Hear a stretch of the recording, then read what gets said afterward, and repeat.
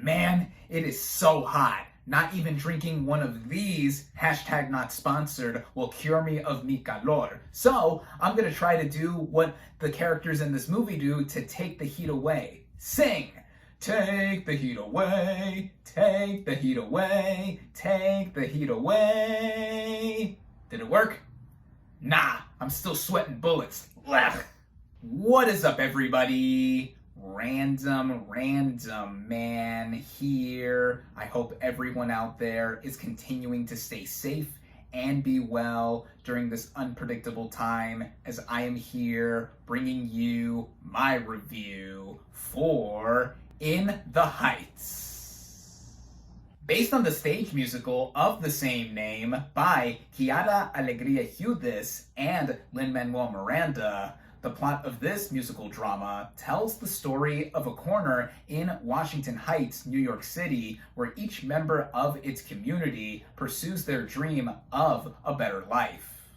Going into this movie, I was very much looking forward to seeing it. It was one of my most anticipated movies of 2020 until 2020 happened and it got subsequently moved to a year later. And after that delay, we have finally received it. And I was looking forward to it because of the people involved and just how it looked in being a modern movie musical. Though I am not acquainted with the original stage musical of the same name, I am acquainted, of course, with the work of Lin-Manuel Miranda, who was the mind behind the original stage musical, and of course, after that musical, would go on to do Hamilton, which became such a worldwide phenomenon. Last year, we graciously got the live stage recording of that musical with the original Broadway cast on Disney Plus, and it subsequently became one of my favorite movies of the year. And yes, I do consider it a movie, so fight me if you disagree. Either way, I love Hamilton, and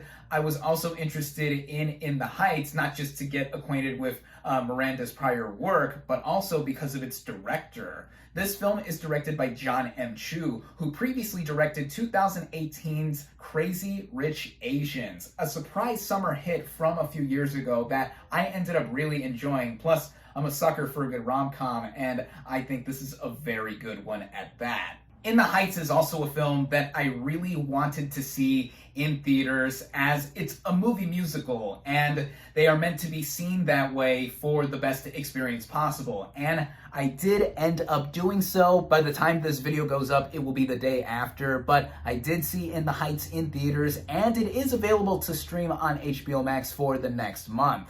Funny story in me going to see In the Heights. I went at the earliest screening possible at my closest theater, and after the previews ended, for minutes, the movie wouldn't start up. Then the manager came in, said that there was some technical difficulties and that we would be receiving full refunds and free passes for another movie or the next screening whenever it was happening, because for the rest of the day, In the Heights would not be showing at that theater due to those aforementioned technical difficulties. So I rushed over to the next closest theater where I could use that free pass, and lo and behold, again, I did end up seeing the film in a theater, and really, I saw the movie for free because I got a full refund and used that free pass. Starting out with the cast and their performances, we have Anthony Ramos as Usnavi, the main protagonist of the film, who owns a bodega and dreams of one day going back to his home country of the Dominican Republic.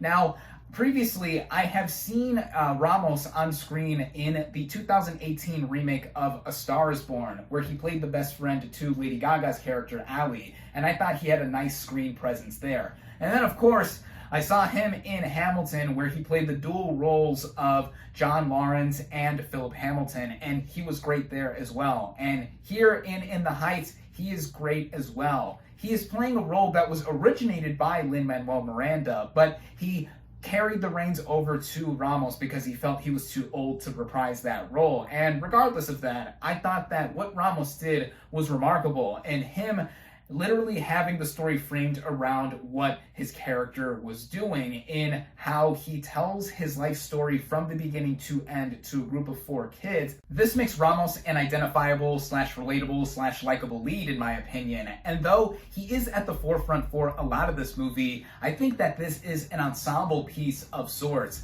with all the other players in this film getting some time to shine in between. Like Corey Hawkins as Benny, who works as a dispatcher at another local place in the neighborhood. There's Gregory Diaz IV as Sonny, the cousin to Usnavi, who works with him at the bodega. Some notable women here include Leslie Grace as Nina, a member of the community who has just returned from her first year at Stanford University, and there's some conflict involved there. She's also the love interest to Benny. I found her to be really likable. Also really likable is Melissa Barrera as Vanessa, who is the love interest to Usnavi and also a member of the community who desires to be a fashion designer and wishes to have her own place to be able to design and sell her stuff. First off, I instantly found her likable because she is Mexicana. Orale! Fellow Mexicana. Yes, I gotta support my fellow Mexicans. And then also her just aspiring to achieve her dreams, as that is a big theme across this film, like with other main players in this movie wanting to do. There's also Olga Merediz as Abuela Claudia, who is basically this grandmother-like figure who takes the community into her own as their adoptive children of sorts, and yeah, she in particular has a relationship with Usnavi, and I think that it's a very loving one. She is a character who is full of that, and her sequence in particular stood out a lot in terms of what she has to sing and say. There's been some awards buzz involving her, and I think, yes, the actress should be considered for some recognition there, and it's just someone who is a standout performer here. There are other members here that do show up with notable parts, like Jimmy Smits as Nina's father, who is facing some financial trouble, Daphne Ruben Vega, Stephanie Beatriz, and Dasha Palanco as these women who run this beauty salon. Even Lin-Manuel Miranda has a minor supporting role here as Piragüero, the Piragua guy, and he has his own little musical sequence, and everyone here has some musical moments of their own, and I think that this ensemble overall is exceptional. The writing of this film was done by Chiara Alegria Hudes, who, as I mentioned earlier, was behind the original stage musical with Lin-Manuel Miranda. She specifically was behind the book of that musical, with Miranda doing the music and lyrics. And here, she specifically writes the screenplay of this movie. So, with what she does, as I mentioned with Ramos's character Usnavi, the movie is framed around him telling his life story to 4 children, and basically what Washington Heights is, saying it multiple times so that one does not forget it, and basically from there giving us introductions to all of the main players of this movie that have pretty substantial roles across it. It's like Hamilton in the sense that it's not just from the mind of Lin-Manuel Miranda, but in the way it is structured and the way a musical like that one does introduce its players and also set up the story, it is like that in many ways. And with it too, the overarching theme, as I mentioned, with wanting to achieve dreams is present all around here. And that is what gives each of the characters weight with what they do and also what they say and sing and dance about whenever there are specific sequences dedicated to them. I mean, this is a musical after all, and your mileage may vary depending on how into that genre you are. If you're a musical nut like me, you're more than likely going to be invested with what is presented here, as I found it to be an illustriously infectious watch throughout. This is astonishingly assembled directing-wise by John M. Chu, and prior to doing this film and Crazy Rich Asians, he directed the second and third entries of the Step Up films, and I think that his background in doing those kinds of movies transitioned well into doing a full-fledged movie musical like this one, as his vision and showing off all of the dance choreography, the scale that this movie has with all of the various extras singing and dancing and doing all the motions in the background is something that is truly stunning to see. That also goes into other technical merits at hand here. The way it is shot, the way it sounds, the way it is edited. it is all top tier for a movie musical like this one. And speaking of the music, it was done specifically for this movie by Lin-Manuel Miranda, and not just with him having done the music and lyrics for the original stage musical. Here with the music, I think just about every number has significance for the characters and also moving the story along, and it felt like it all meshed together to something that was very free-flowing, and also, even with its almost 2.5-hour running time, I think made it go briskly in its total. In terms of issues, I really don't have many or any at all. What I can mention is that, yeah, the trappings of movie musicals are present here in some moments, whether or not it has to do with being adapted from the stage to the screen or just being a movie musical in general. Like the emotional moments, again, with what I've mentioned before in your mileage varying for how your tolerance for movie musicals are, there are sequences almost every few minutes and not much time in between where characters are speaking with dialogue. Really, I just cannot stress that enough in terms of what is presented here. And with me, again, being already into musicals and me finding myself having such an awesome time with it, there is nothing much more for me to say about this film other than the fact that I loved it.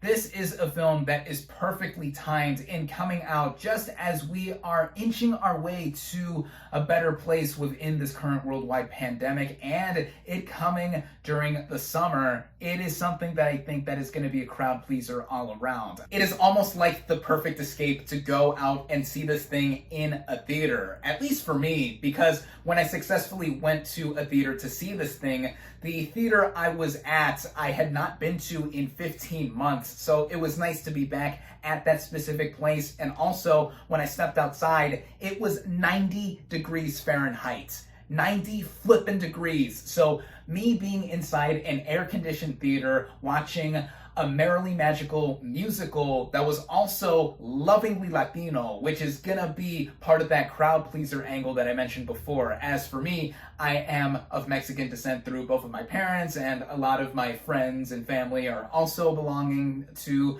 the Hispanic/Latino community, so that is a big thing that will get a lot of people to see this thing. I already have plans to go see this thing again in theaters with my dad, who actually wants to see this in a theater. So if you're so willing and feel safe enough to do so, this is something that I think is more than worthwhile. If not, though, this thing is available to watch on HBO Max for the next month. Once again, I love this movie. It is now probably my favorite movie of the year thus far for how much of a great time I had watching it. I highly recommend it. My final verdict for In the Heights is 4.5 out of 5 stars.